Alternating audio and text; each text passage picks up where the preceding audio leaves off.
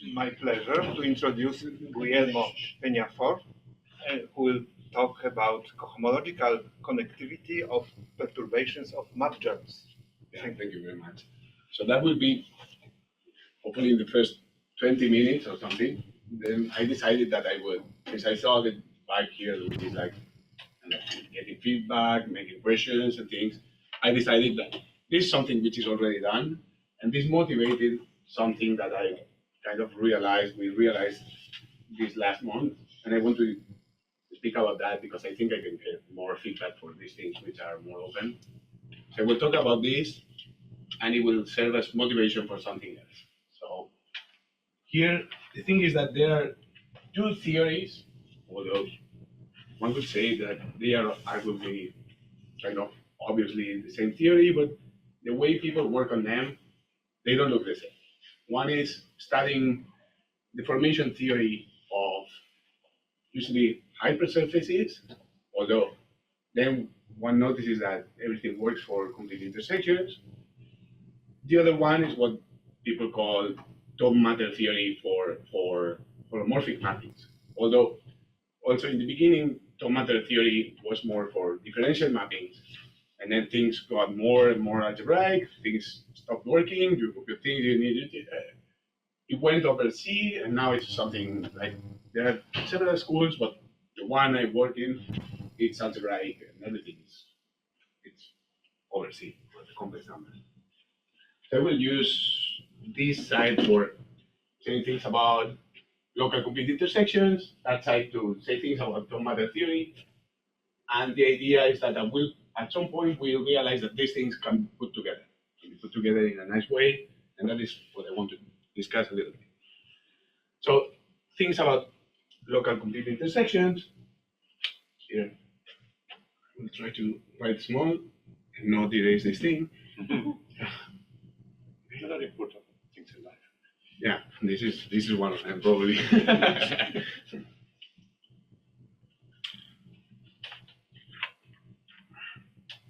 So one of the results that I want to discuss is I'm going to write here just Kato Matsumoto.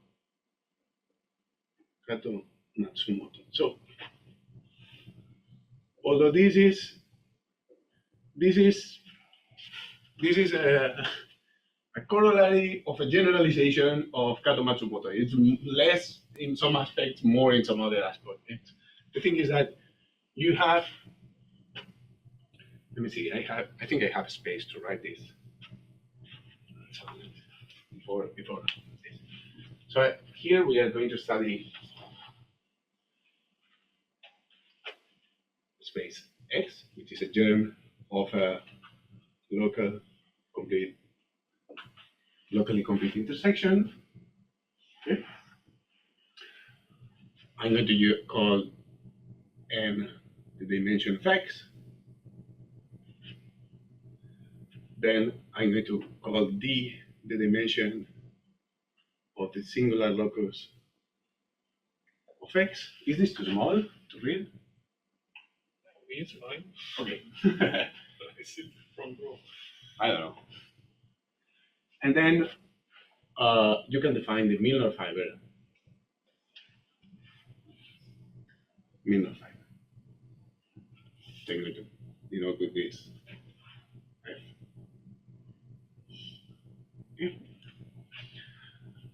Okay.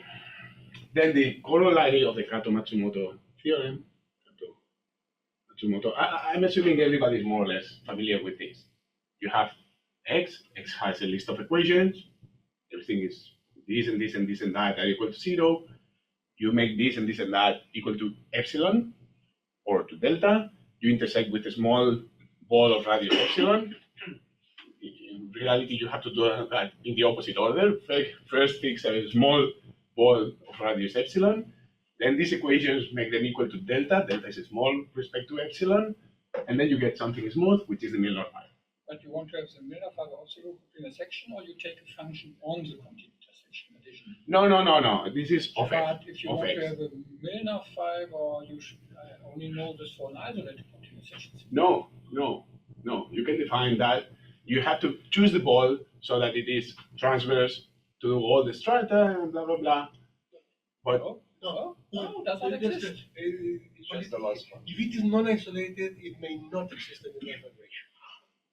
For a hypersurface, yes, but not for a continuous section. Take the For last complete- function on what you cut by the first. what? Take the Milnor fiber of the last function of what you cut Mhm. first, n minus 1 for. Well, this what I function mean here. is, if I do all of them equal to epsilon, I get something, right? And that thing is smooth. You get something, but it depends on choices. On choices of what?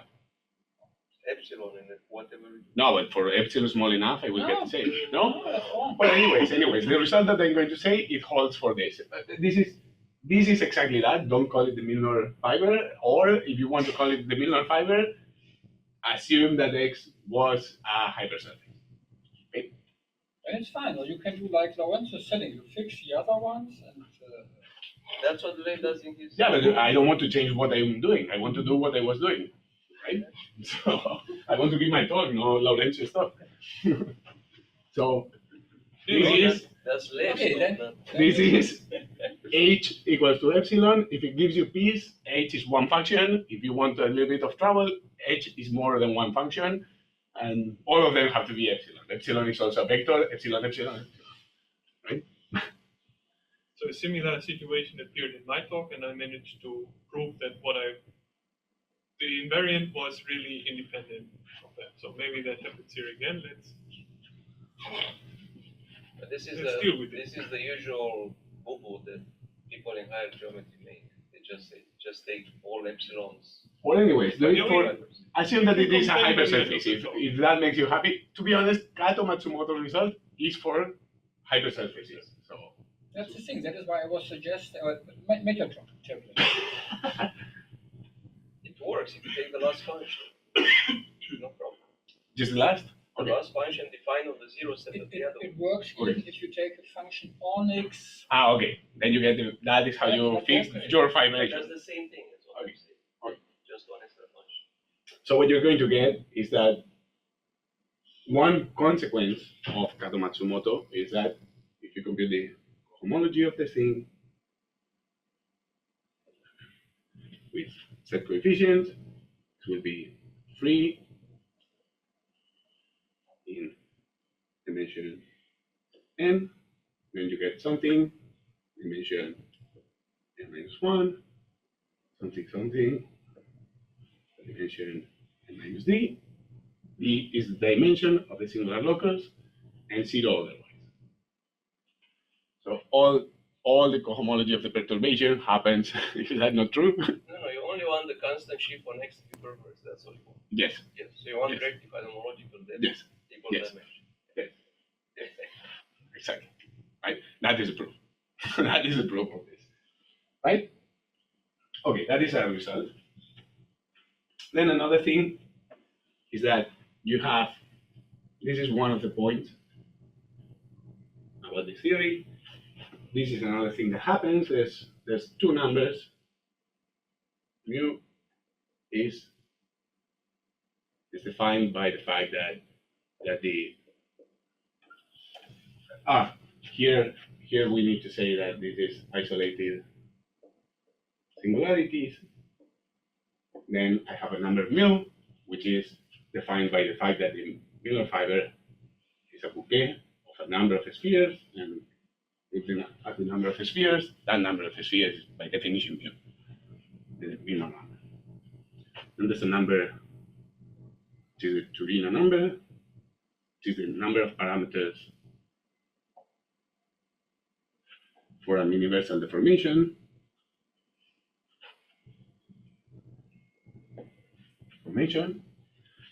And it happens that you can compute mu. Now I'm going to say something about hypersurfaces. If you compute mu, you need to mod out by the Jacobian ideal. If you want to compute tau, you need to mod out O n plus 1 by the Jacobian ideal plus the equation. And then, for obvious reasons, what you get is that mu is greater than or equal to tau, because you're modding out by less when you're computing mu. And then it happens that you have an equality in the quasi-homogeneous case, because whatever you're you're putting more here, it happens to be already the Jacobian ideal.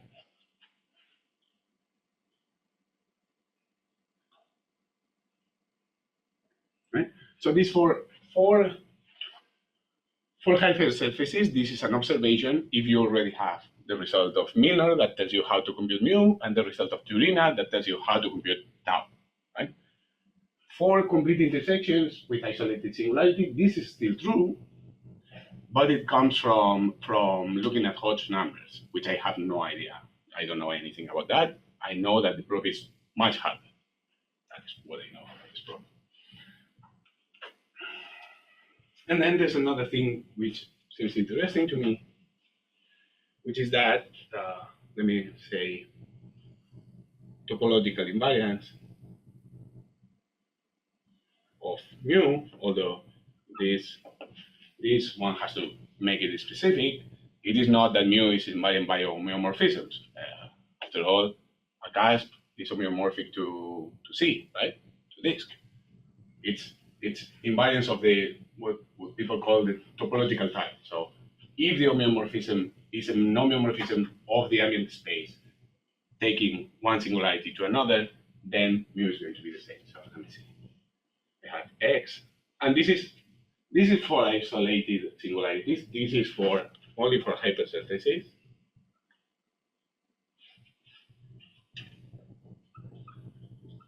With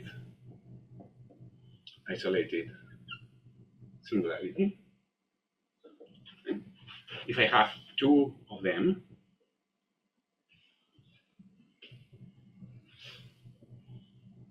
and it happens that I have an homeo of Cn plus 1,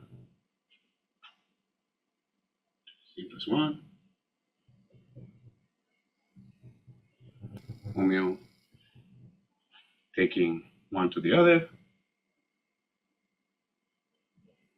then necessarily these two singularities have, these two hypersurfaces have the same Milnor number. Okay. Can I ask you something? You said something about Hodge numbers, so you need the monodromy. Which monodromy are you? I don't know, to be honest. This was proven by Milnor in the original paper. This. So which monodromy? I already said I don't know anything about the Hodge numbers, so please. If you have a lot of intersection, That's unfair. That's unfair. If you have defined it there, which monodromy are you taking? Because you have lots of epsilons. Well, if it's a hypersurface, it's clear. Yeah, if it's a hypersurface, but you have a lot of components. I already made my disclaimer. I don't know anything about Hodge theory. I don't know a single definition. The monodromy, which monodromy? No, I have no idea. Because you're gonna use vanishing cycles at some point, I just stated what somebody else did. I don't need to use vanishing cycles to state somebody else's result. Who was somebody else, and you can ask the question to them. Yeah, no. I can send you the reference to that result. No, I was. Sorry. I'm asking because of the definition of this F, which you call the Milnor fiber, right? Yes. So this thing has. So if you call it Milnor fiber, I assume you also. In my head. Has a monodromy. In my head, all the equations were equal to epsilon, right? Or to delta, and that delta, call it e to the power 2 by I t, and then for t from 0 to 1, and that's your monodromy. Apparently that you don't like it very much, but that was the monodromy I was having in my head. You said that is probably not a good idea, and you might be right. You can have more monodromy. You can in principle for each variable you can have. That's the. You can have, but I'm taking the diagonal for those. Right? I don't know.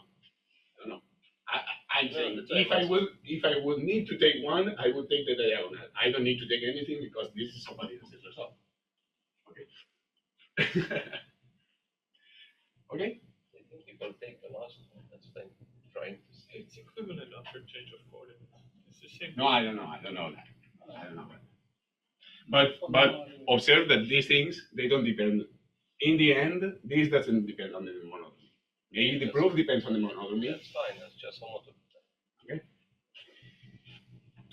Okay. So in this tone matter theory, one studies holomorphic matrix, in terms of holomorphic matrix. Usually from Cn to Cn plus 1, that is the one that has a better correspondence to this set. And we will see why in a second.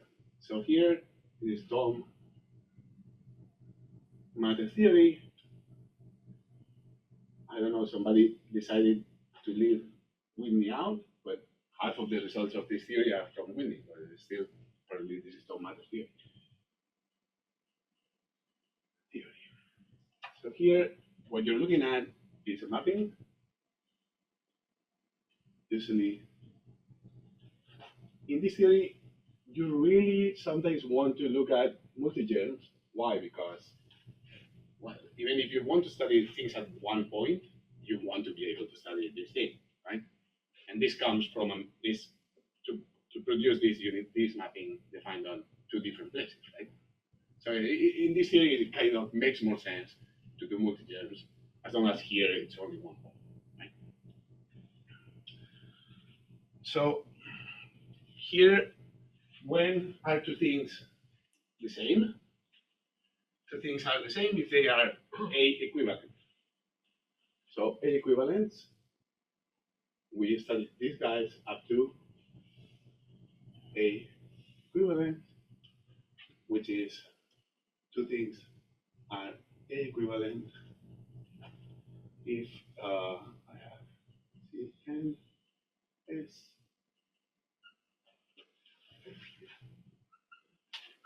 One. I have C and I can put S prime. It really won't change anything. The number of points in S has to be the same. So it's really, but let's put S prime. Prime. C n plus 1, 0. And I need to find some isomorphisms. I guess they're going to be terms of biholomorphisms, making the diagram commute. So S is always a finite set of points. Yes. S is finite. Yes, sorry. Yes. This line.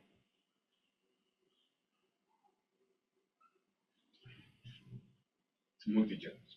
You can try to do something more general, but this is the standard set, right? Okay, so what you need to think of, what is this F that we are fighting over a lot? This is a smoothing. This is a smoothing of X, right? And once something is smooth, it gets rigid. That's what really is. Right? It's a smoothing of X. It gets rigid. Once something is smooth, you cannot change the isomorphism type by deforming a little, right? Locally. Okay. So I have to think that this is the nearby rigid object to this object, right? So here, I need to decide what it means to be rigid. And rigid here is called stable. Stable is used with some other meanings in other theories, so that's kind of problematic, but we're going to stick to that. Stable, let me put it not very precisely, but I'm going to say that F, it will be A equivalent to F of T, right? If I take Ft, small perturbation of F, okay? Right? It's my map F is stable if I cannot perturb it in a meaningful way. If I try to perturb it, I get something that after changes of coordinates is still the same, right? Let me put examples. So, and then what happens is that there are much more phenomena here than there. There's one phenomenon. Something is rigid if it's smooth, and then it's a disk, locus, right? Here, there are more things which are rigid. I can have, for instance, this. If I have a line and I embed it in some plane, that is stable. That if I perturb it, it will be smooth for a while. Or I can have two lines and then make a cross. And if they cross transversally, transversality is an open condition. For a while, it will be transverse. You can, right? This, I'm not saying I'm proving this now, but this is stable, right? But then this is not stable. is not stable because I could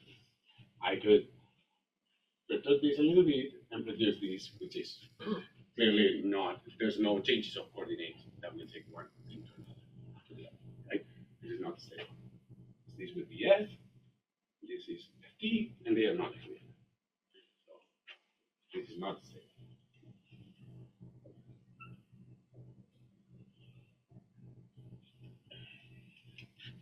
Okay. Let me put, I think this is useful, let me do the classification of the stable ones for dimension 2. In dimension 2, you have plane up to a plane, or two planes crossing transversely,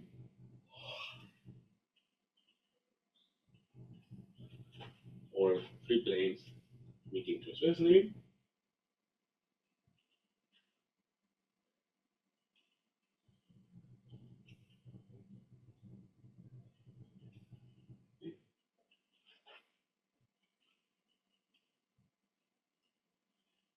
or finally the famous wind umbrella or crosscut. That is the other thing. Let me do this. This is the whole classification of what's stable in dimension 2.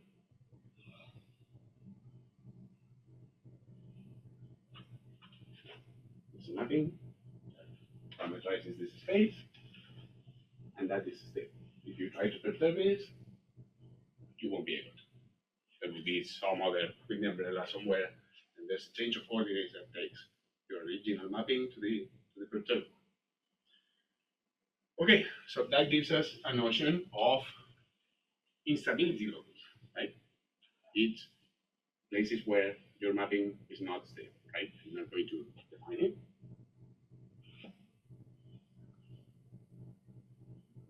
Right?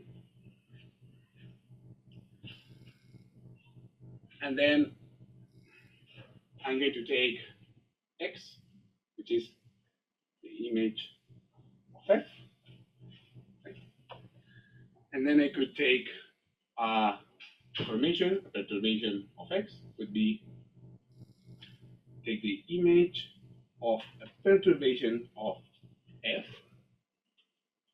and intersect it with a small enough ball. And this would be a perturbation. This will be a perturbation of X, but it is not any perturbation of X because it's forced to be a perturbation of X that comes from perturbing F. Right? So for instance, if I'm looking at this guy, X delta will never be this guy because this does not come from perturbing F. F is stable.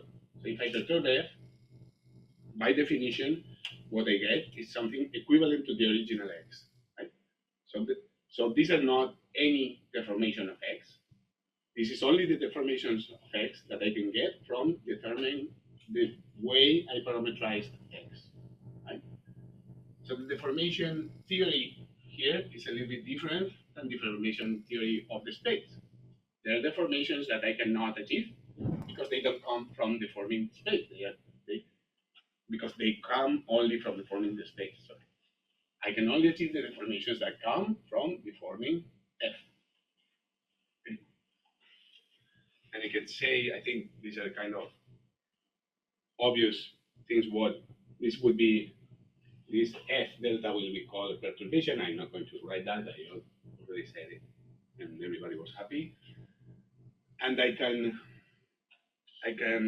well, in this setup, we can already make a statement, which is theorem. And this was proven with you and with Matthias. And it is kind of obvious, but yeah, I'm going to state it. So I'm going to say D is the dimension of the instability locus.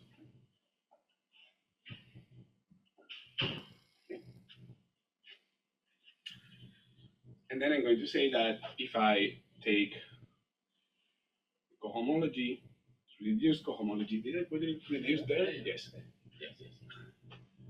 Reduce cohomology of x delta with integer coefficients will happen. Same thing will happen. It will be 3.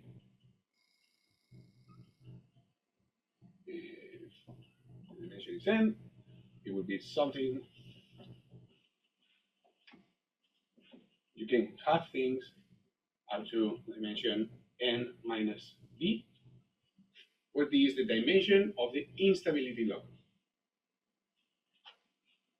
So what we are saying is, if I give you a mapping, and you see that this mapping can be perturbed in a locus of dimension d, there are places that form a space of dimension d where this thing can be perturbed, then the cohomology can be changed in this degree. Okay? How big is this the place where this thing can be deformed determines in what degrees you can have non-trivial cohomology. Right? Okay, now assume that F has an isolated instability, which, by the way, this is equivalent to say that F is finitely determined. This is equivalent, but that is something that has nothing to do with our talk. But this is equivalent to say that the mapping F is finitely determined, finitely A determined. Yeah, you have to say what is the equivalence relation. That means that any other mapping whose K jet is the same is equivalent to that. That there is a K, so that okay. If this happens, then I can define X delta to be image of F delta, where F delta is not any perturbation, but it is a stabilization. It is a perturbation which is stable. Stabilization. So you deform. So what is X delta? X delta is it's a nearby object which is rigid, because I said that F delta has to be stable, and stable means rigid. So this is the rigid nearby object, and this is called the disentanglement. Although we don't need that. We don't need that here. Okay, and then it happens that this guy will be homotopy equivalent to Albuquerque sphere, and this I, we call it the image Milnor number.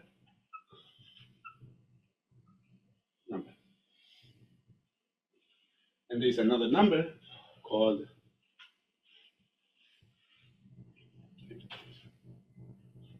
the A codimension, which is the number of parameters in a universal deformation, although deformations here are called unfoldings, but forget about that, of F. Okay, and then one should ask, okay, this is Mond's conjecture.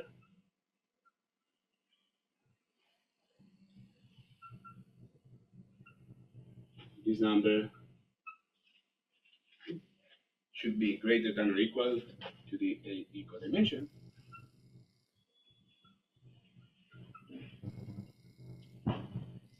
It's the same thing as that. The number of spheres in the bouquet should be more than the number of parameters for a universal deformation. Who knows why? Okay, that here is a conjecture. This is known only for dimensions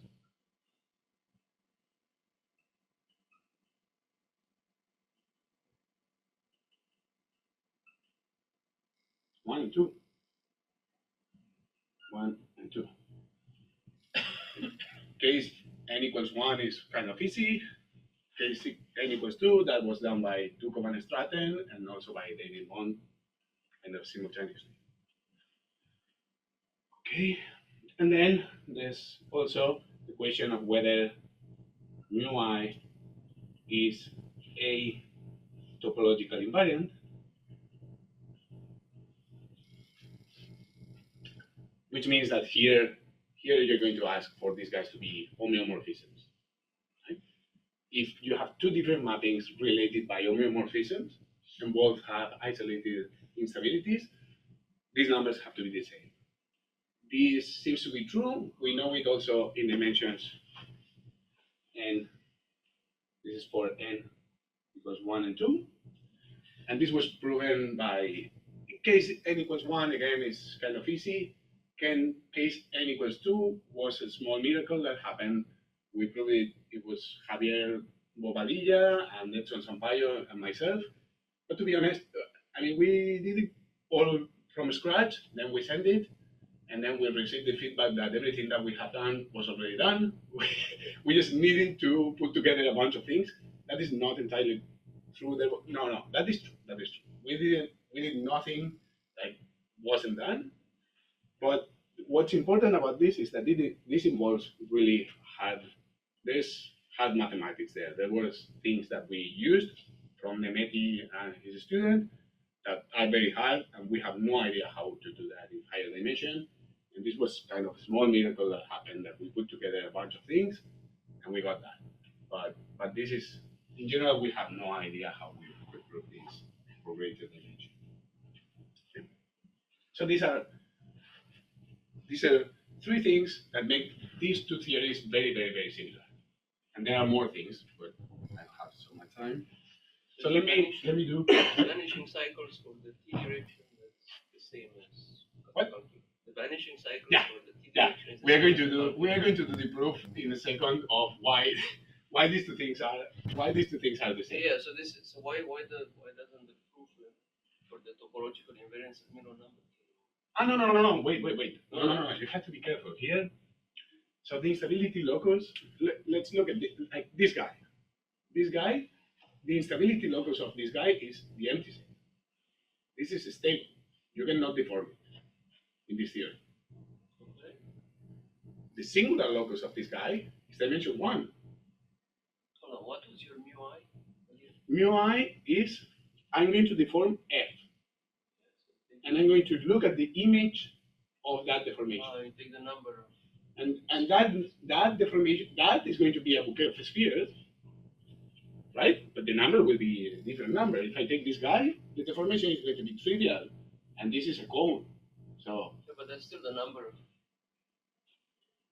vanishing cycles. Yeah, you know the proof. We are going to do the proof, and you're not going to be surprised. No, I'm more wondering about the Mons conjecture. Mons conjecture, we have no idea. This, the way it's proven is by looking at what singularities you get. And it's very specific. So in the case of fiber surface singularities, we have results, I mean, these are easy to say, right? Upper bounds and lower bounds for the first non-zero cohomology of the Milnor fiber. But this is not the Milnor fiber. Well, smoothie, whatever you want. No. This is not smooth. Perturbation. These stable mappings are never smooth. Every time you find normal crossings, they are there to stay. Every time you find a wind umbrella, it's there to stay. Geometry aside, vanishing cycles should give you bounds. That's what I want to say. Yeah, but you have to relate them to this. So the best proof we know, the best argument is there's a module that measures this, that we believe it measures this. Its multiplicity measures this. We would like it to be its dimension at the origin. That would need this module to be Cohomological. There's a module so that if it is more Cohomological, it fits in an exact sequence where with an epimorphism to the module that measures this, but nobody knows why this guy would be not Cohomological, and many people have tried, and there's no, usually for something to be Cohomological, there's a model there, and you're pulling back from that model. We don't find the model. We have no idea. So because the right-hand side is a dimension of a module, right? yes, Yes, yes. This is this module where there are vector fields along F, and the ones, yeah, you probably know this, right? This guy is the one that we believe is the dimension of another module. But we know it's in multiplicity. So you will need to move a little bit from the origin. That would be the same if these two modules fit in an exact sequence. But but the exact sequence, the answer would be in the case that this module is chronophilic. And this is the other day that you conjecture equality if it's quasi-convergent. Oh yes, yes, yes, yes. Okay, it's not that right. Yeah, it's exactly the same. So let's see. I think I want to skip practically all of it. I don't know. I have the impression that everybody here would know the proof. Let's do it. So we're going to look at the. I mean, I don't know how much people know about this here. Anyways, it's quick. It's quick. So we are working with this. We are going to be working with strongly. This is notation that I'm going to make up. It's probably better because that way you fight with me, right? If it's something that I just made up, there's no way. These are going to be the strongly perverse shifts on X. Okay? That is something, for me, it's a black box. I have to be honest. It's kind of a black box. And then once I get a guy here is a complex of shifts, derived category, so on. I have its support. Support of F is places where the third cohomology, which is something. Well, I mean, the third cohomology is the naive cohomology you would take. It's important you're over C, right? Over the integers. Yes, but that can be done for these guys, or at least Yeah, there's somebody here that field, it thinks doesn't that. mean Right? anything. Sorry? Over a field, it doesn't mean anything. It's just conversions. Yeah, probably there's some notation that has to be added here that you want to say over Z. Yeah, you should add after x, you should take coefficient z, X, x comma z. Okay. I made up this notation completely, so you cannot complain very much. The Z was the indentation. Okay. But yeah, these are then perverse sieves over Z, so that. Yeah, because for a field, you get vanishing for free anyway. C is used for free. Yeah, exactly. Right, this is the support, okay? And this is a fact. It's a fact that if F is here, then when you compute the Stoke cohomology of F at any point X has exactly the type of it's free, then it's something, and this will be in dimension 0, and then -1 up to minus D. D is going to be dimension of the support.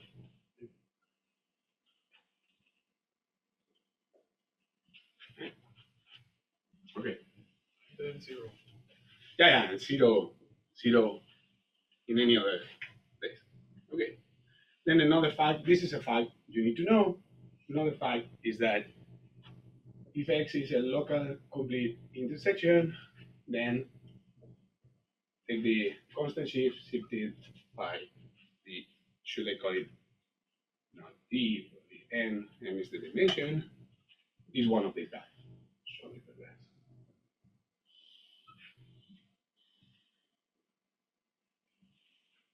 Okay. Then there is the, I think everybody knows this here. If you have an analytic space, you have a function of the disk. This contains 0, you have, and then you're looking at, you have the central fiber, and then you have this vanishing cycle functor shifted by -1, and this guy will take strongly perverse. This is already a restriction of the original functor. I think I'm making people here not very happy with this, but this takes strongly perverse shifts to strongly perverse shifts. This, I'm trying to show you how little you need to know about this stuff to be able to prove this theorem. This is kind of Okay, it will take strongly perverse shifts to strongly perverse shifts on. It only takes You were being kind to me and letting me make a mistake here. Takes a strongly perverse shift on the total space to a strongly perverse shift on the central fiber. So you said you need to know little, but you need to know your scope. Well, you need to know this part of your book. Now we have a survey article on this, which is easier to read. And then the other. You? No, I won't know. But everything is my book, but the thing is, I doesn't term it strongly perverse. So this notation strongly perverse is not done by me.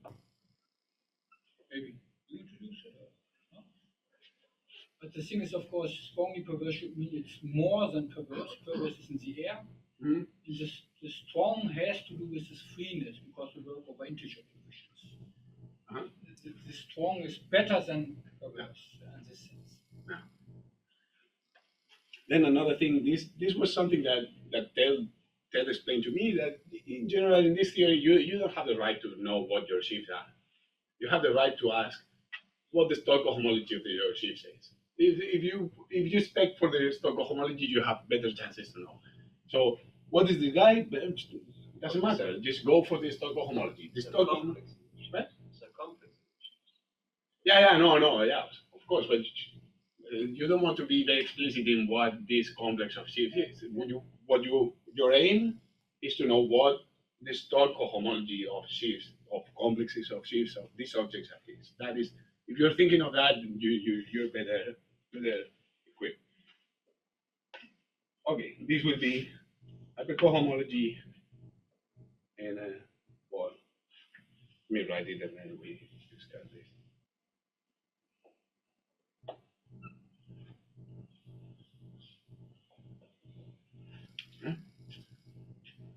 Right, this hypercohomology of complexes of shifts. So you are going to take a small, you're doing stock cohomology of this guy on a point X, right? What is going to happen is that you're going to take a small ball around X, and then you're going to take, on that small ball, you're going to take the generic fiber, and you're going to compute the relative hypercohomology with coefficients in the shift that you were applying the vanishing cycle factor. Okay? I plus one. It's from Yeah. it comes from the relative. Yeah. I have the other one here. Right? Okay. And this is all you need to know, and I'm lucky enough that this is all I know about these guys. So let's do the proof of this theorem. So we are going to take deformation. We're going to take F. So I have my deformation, and I'm going to do this Ft, comma T, and that is going to produce the image of this guy is going to be a total space whose generic fiber would be the image of Ft, and the central fiber the image of F0, right? And the image of capital F, I'm going to call it Y, and this will be inside C n plus 1 cross delta, and this will have a mapping to delta, call it G, right? And we are going to apply, we are going to take, now this is a mapping from a space of dimension n plus 1 to Cn plus 2, more or less. So the image is a hypersurface, so it is complete intersection, okay? So now I know that if I take the constant shift You on... see, you need a function defined on a complete intersection. That's what Jörg was saying. What? You need a function defined on a complete. You have a function defined on a complete intersection. Yes. So that's all you need. Yes. There. Okay. No, but in this case, this is even a hypersurface. Right? But yeah. So I know that if I take Cy n plus 1, this is strongly perverse. Why? Because this capital Y is a hypersurface. So now, if I apply this guy shifted by 1, then, well, by minus 1, right? by -1, I will get a strongly perverse shift on the central file, right? And the shifting commutes clearly with all the constructions of everything here. So in the end, if I take this guy and I shift it here, this will be strongly perverse, right? Okay. This is strongly perverse.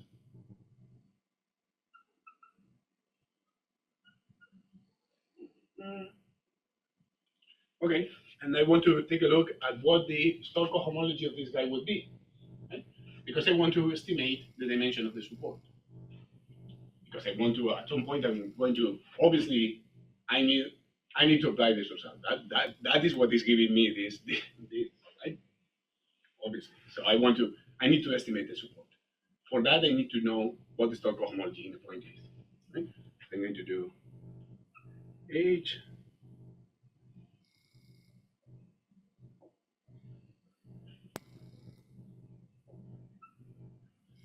And then let me be let's see.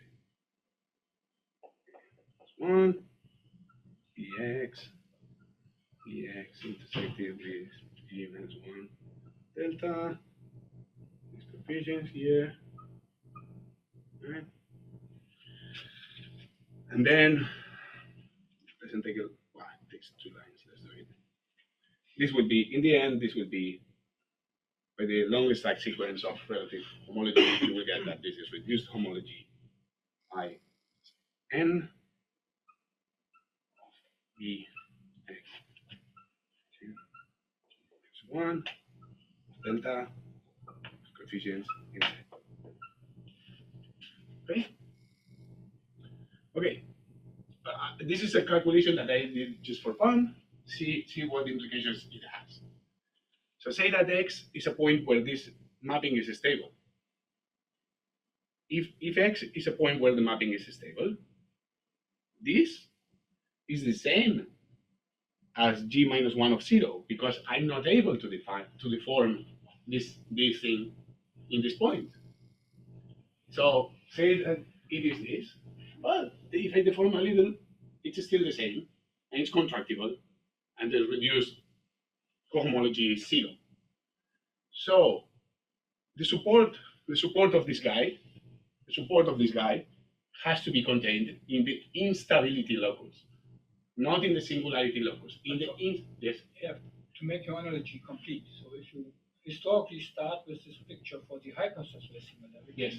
you would exactly get that it's on the smooth locus, it's Yeah. trivial. Yes. So it's concentrated on the single locus. Yes. What you are now explaining is that in your picture, the instability locus Is the instability locus, because I'm not allowed to deform x.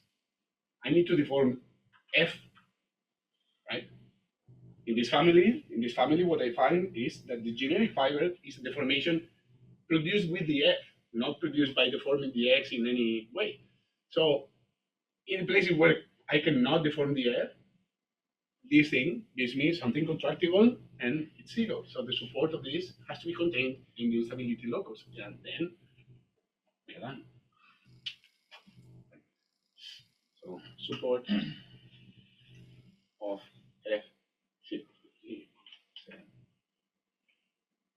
So this is y, this is a g.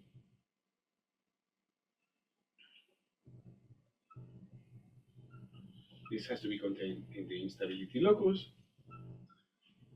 And then the guy that I want to study, this guy is exactly what I get if I look at the stock at 0, right? Because this is the deformation at 0.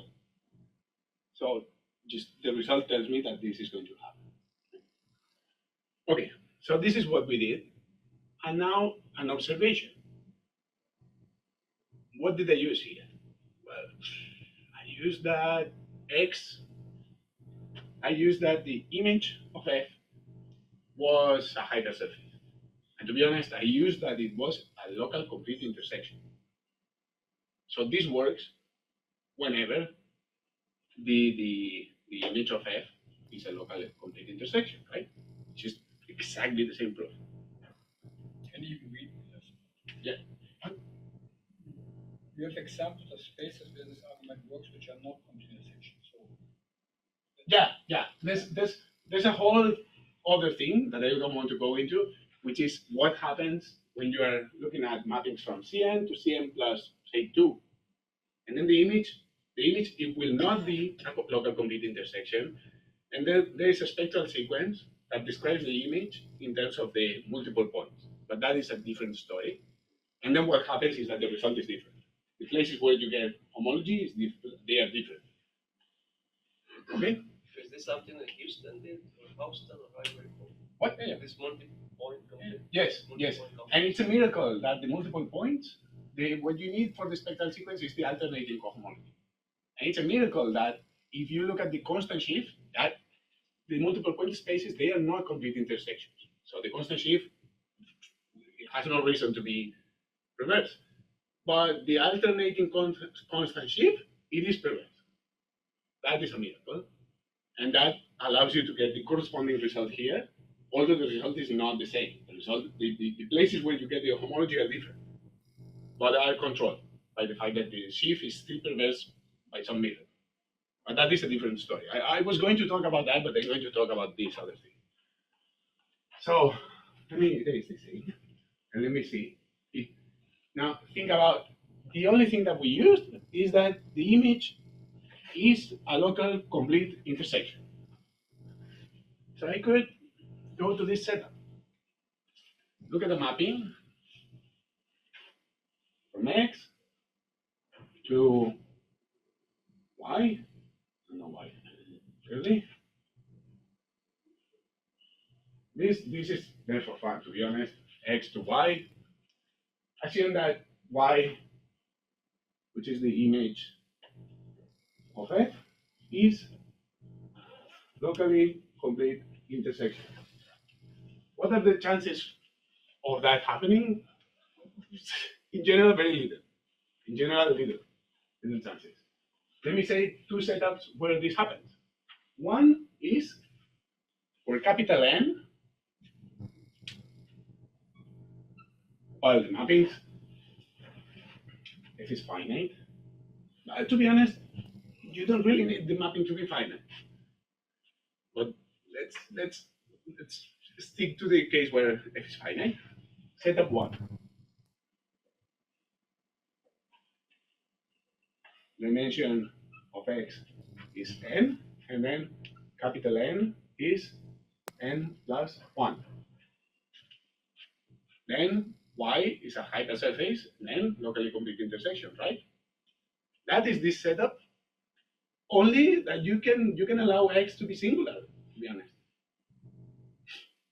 There's nothing, you don't need X to be smooth, right? But now let me do a ridiculous setup. The ridiculous setup is the best. Setup 2. You have X, which is a local complete intersection, and now your mapping is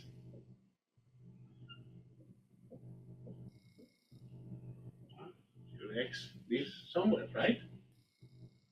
Well, that mapping has an image which is a local complete intersection, right? That one we agree on, right? Let me put it that way, so we make it obvious.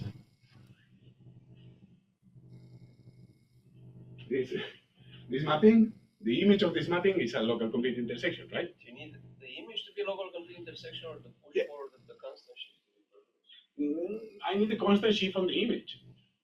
Yes, you're right. It's more general. I don't want to be the guy with the most general result. Maybe eventually, yes, but today I want to keep it. But yeah, you're totally right.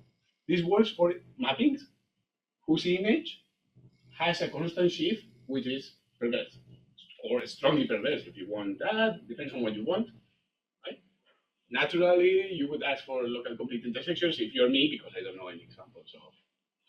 But yeah, I'm sure that. If you don't insist on integer coefficients, if you go to Martian coefficients, Gaussian similarities are Okay. immediate examples. Okay. But what I'm saying is, okay, if you give me a local complete intersection, I will take this mapping, and I will apply this proof, well, this proof, and I will get something, and that it turns out that this something is this exactly. Because let's think about what is the singular locus of X. Singular locus of X is the instability locus of I of X, right? If well, assume that the singularities of X are smoothable, right? Then there is a deformation which is non-trivial on the on the singularities of X. So that is a place where the inclusion is not stable. Yes. Here you have a slightly new setup where the map F is defined on some space, right? Yes.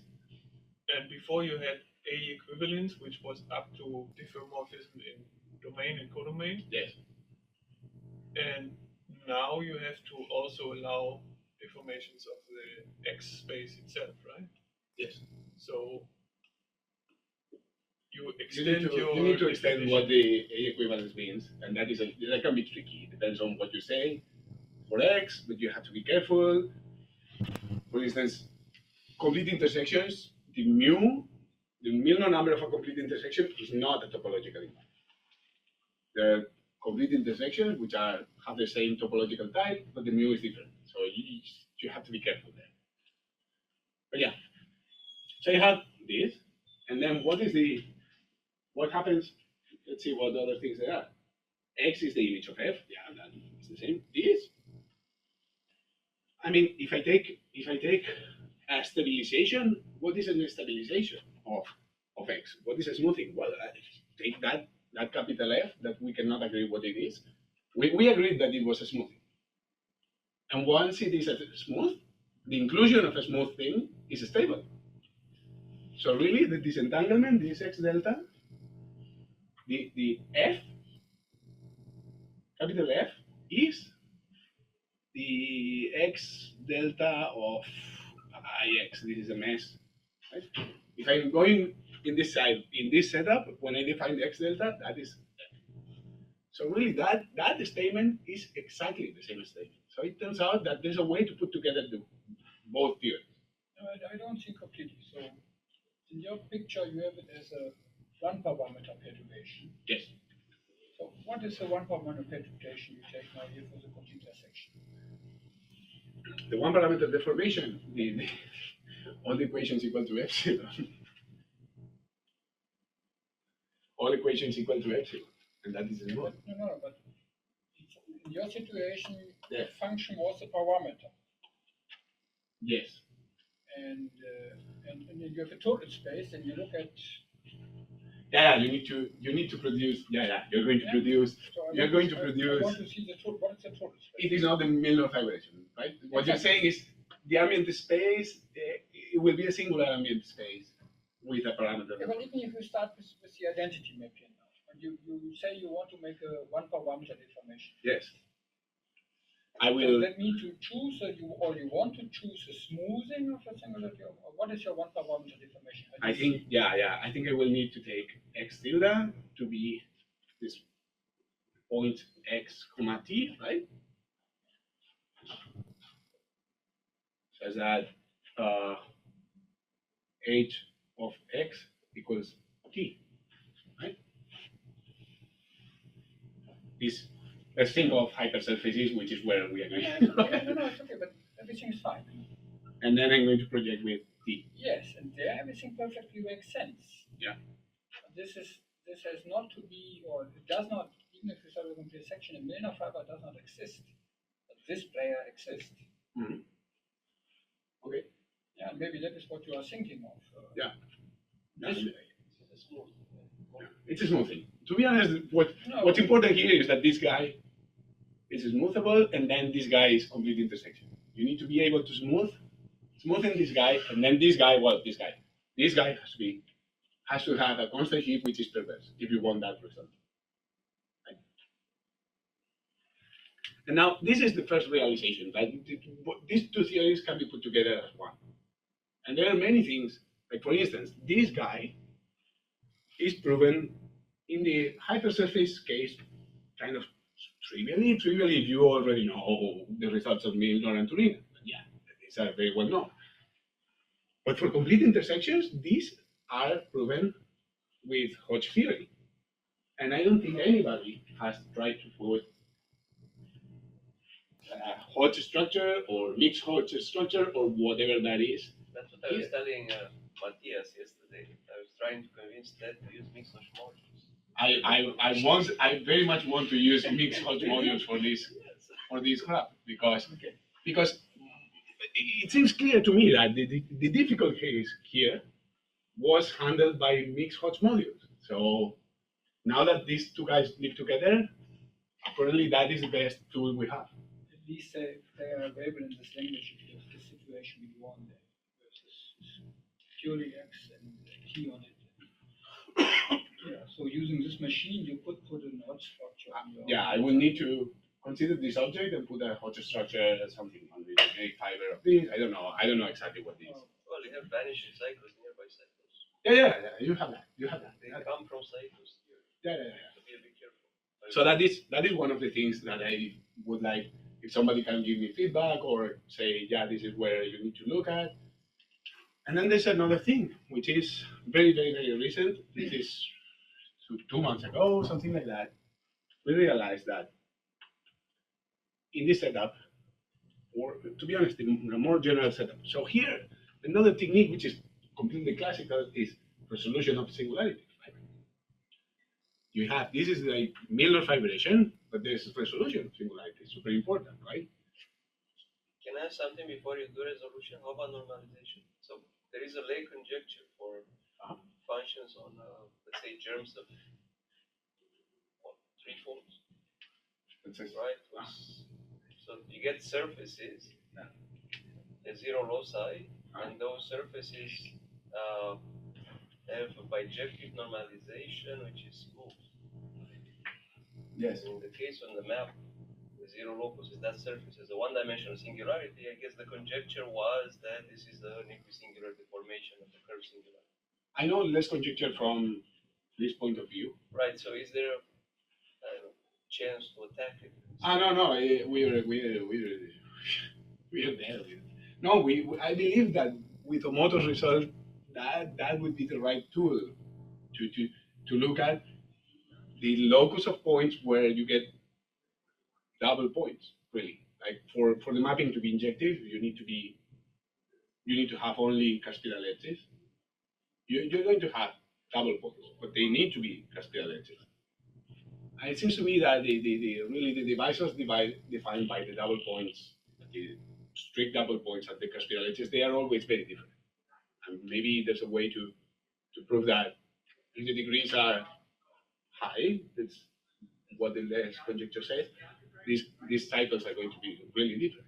So that would prove but that requires you to be able to apply the results to general mappings, because that conjecture is only interesting for very general mapping. So that is why I have an issue with. So how far can you go beyond this?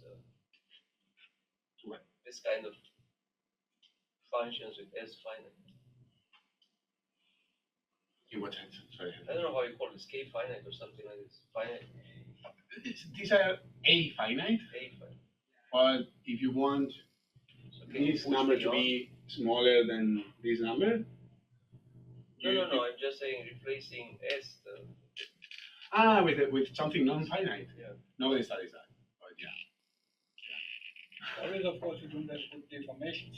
Geometry, you can study this, but deformations simply does not make sense. Also, when I'm going stable, they are locally stable. When I say that something is stable, it means locally stable, because holomorphic mapping, it's a mess. You will not be able to find a global stabilization of things. Anyways, the other thing that I want to mention. So take any mapping here. And say that this guy has dimension 2. Then what is the reasonable thing to ask that plays the role of resolution of singularities? Well, resolution of instabilities. Right? So what we are able to prove is that there's a guy here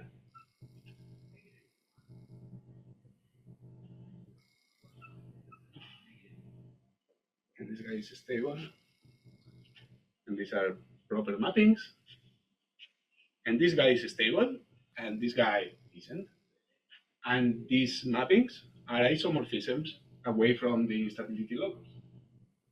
What do you mean? You really mean two copies of X, or what do you mean by X2 or X of the No, x2 means x has dimension 2. dimension? Just to fix on it. Yeah. We know this for dimensions 2 and 3, and this is not true, clearly not true for dimension 4. For dimension 4, you're going to, apart from the stable ones, there are kind of some minimal instabilities that you cannot avoid.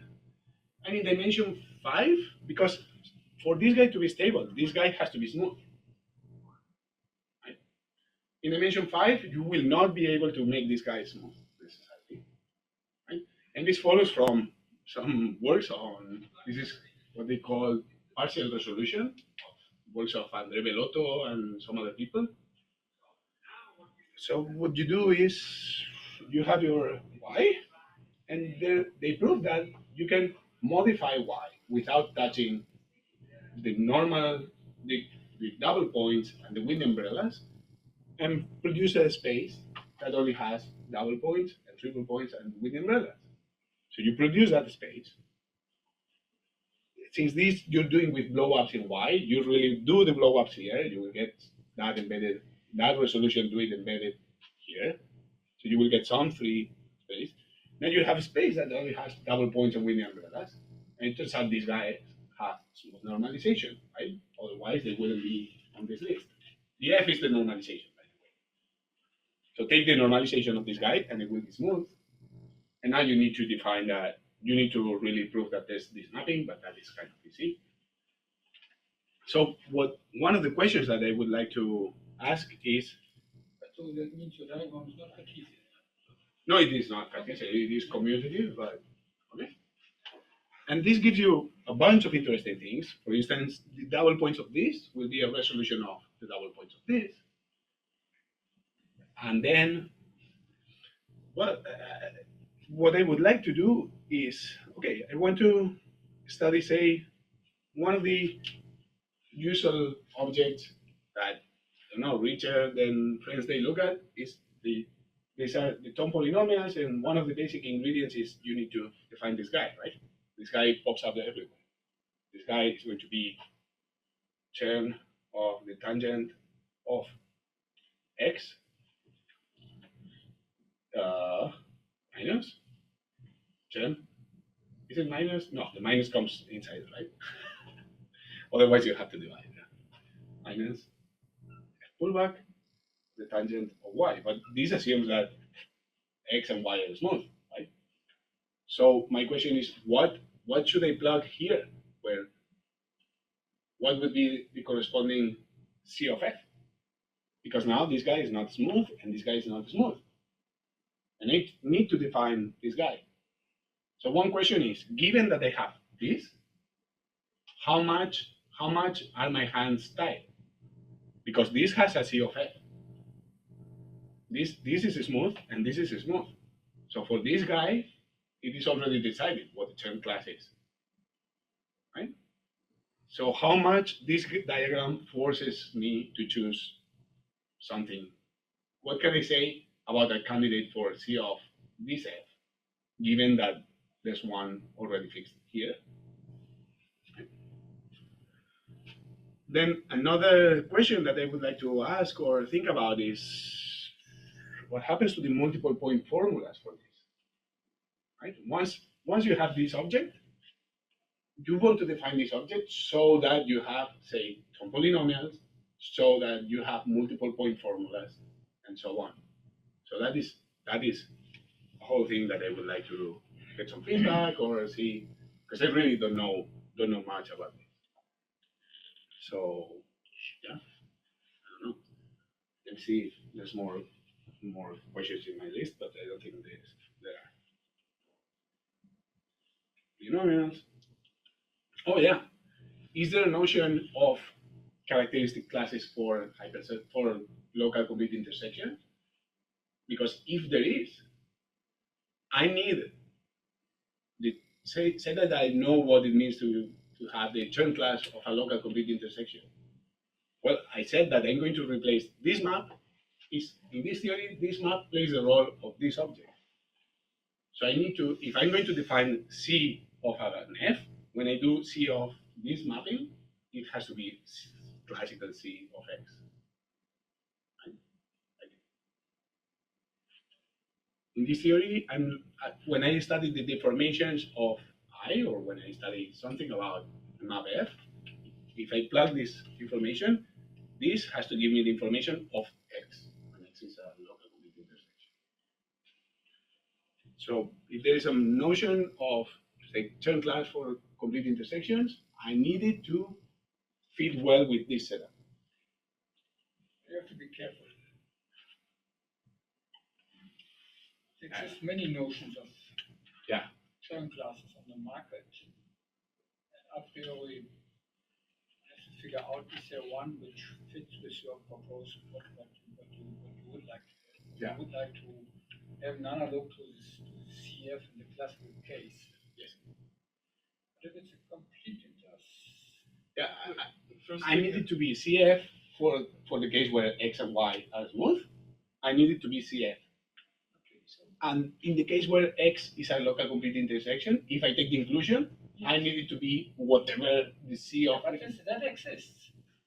Okay. Because So that- if you have the, I think that is the one which fits with your picture. So it means that the inclusion map is a regular embedding. That is the algebraic property you need. So you don't really need that this is upstairs you have a map between smooth things. Here you have a regular embedding, and if you would stick to algebraic geometry context, you want to unify this notion to be even a local complete intersection of this notion. But what is enough is here it's a regular embedding. So what you take as your CF. So or if it would be, let's see, to show what you want. If your F upstairs would really be an embedding of smooth manifolds. Which one? This one? Upstairs. No, even go up on your top. In your classical situation that you would have a map between manifolds, it would be just an embedding of manifolds. So no multiplicity. Here you have not multiplicity. So it's just it's a submanifold. So what gives your definition? Now it depends always in which order you are doing. It's this virtual tangent boundary, and that would be more or less the normal boundary. And that exists as soon as you have a complete intersection in an ambient space. You have an algebraic, not an topological. You have an algebraic. You said that we could generalize this to whenever this guy is complete intersection mapping to kind of a big virtual You bundle. have this notion about it. I'm not sure what of the things of Tom phenomena you could do in this language. Yeah. The thing is, I would expect, or if you want to, so the problem is, for example, you would like to have a sort, this map has to be nice in some sense, so that the singularity type is preserved, and I'm pulling back from the universal situation. Nice is a problem for here because it's not a problem if you switch to the context Guillermo was suggesting, to say you don't look at the story with term classes. I think it would perfectly make sense for Todd, but as the people from Tom Polymer tells me, it's horribly complicated to make explicit calculation maybe. But the language would maybe work. Yeah, so you have if this is a complete intersection, you have this kind of virtual boundaries. And that's what people in algebraic geometry in general do for local complete section models. But it's not this, so this topological tangent bond or normal bond does not exist. You have to be careful. This is an algebraic number. It comes from the equation, which works for some things. Or if you would to term classes for this, where you pop up is you come to Fulton classes. which is nice, because that should fit the Stern classes of the generic fibre. So maybe that one can do something. But one really has to think about what one wants, because there will be choices on the market. Yeah. For instance, one of the things that is like Omoto has these formulas to count how many double points a map will have, or count how many crosscuts after making it stable. It's a closed formula in the Chern classes. So I would like to have something that counts that. Like I give it. Yeah, but in which picture you are now? If you're in the inclusion, does not have any. No, any well, points. well, I think here you could do what Matthias was doing. You could say, okay, I have this mapping, I have this function on a hypersurface, and I'm going to smoothen the hypersurface and multiply the function, whatever, and I want to count number of Morse points. Okay, so That there would you are be- now. There you are now in that situation, and you would like to. Count how many Morse Or points. you want to extend the context, even that you say you are looking at maps which maybe are not between manifolds. Yes. Or there you would again you would be in the situation that this is you have a hypersurface and something smooth, and the map is restriction from the smooth to the hypersurface. I want to, yeah. That would be something of. And that is done with polar terms. Yeah. But express them, like Omoto has a formula that if I give you an F, he says, yeah, compute something and something with this guy, and I know how many crosscuts you're going to get after perturbing. Moto doesn't count Morse points. No, but no, he doesn't count Morse points because he doesn't want to. Because any single stable singularity you can count with these techniques. But you expect you have in this kind of situation still your language of instability locus, or But if I say X is zero locus of H, right? Which is what Matthias was doing, right? The hypersurface. Well, I don't know. Maybe it was more general. And then I'm going to take a function. I don't know, call it. And I want to know how many number of Morse points of a Morsification F delta on V of on the set H equals delta, say. You deform them in a way that like this guy is smooth and this is a Morsification on here, and you want to know how many Morse points. So I say that it would be nice to be able to define characteristic classes of this F, so that there's a formula of the type of the Omoto's formula that counts this guy. Right? Should be. I don't know if it's possible, but it would be nice. Are you thinking now for compact spaces? Because Yeah, he does it for germs. He does it for germs. in most situations. I think you can handle both with it. Maybe Maybe he needs quasi-homogeneous for these results. I think he needs quasi-homogeneous, and then he produces these bundles, universal bundles for the degrees and all that. yeah, but here you think about, because it's an hypersurface, you can smooth the hypersurface, so that is Yes. one parameter is in the space. And the other question is, you would like to perturb F. Yeah, but do it at the same time. Yeah, We at will the do same time. only one parameter. Do it at the same time, so that you have this vanishing cycle. I mean, this and Okay, so this topological picture, of course, exists. Your question is, can one put this into a kind of Chern class formula or something? will I be Should able to find the generalize. universal formula so that if I plug here some C of F defined in a way, I will be counting that?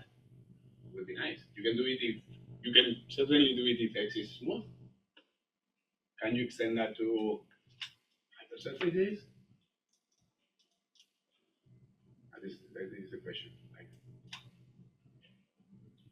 Anyway, thank you very much for listening.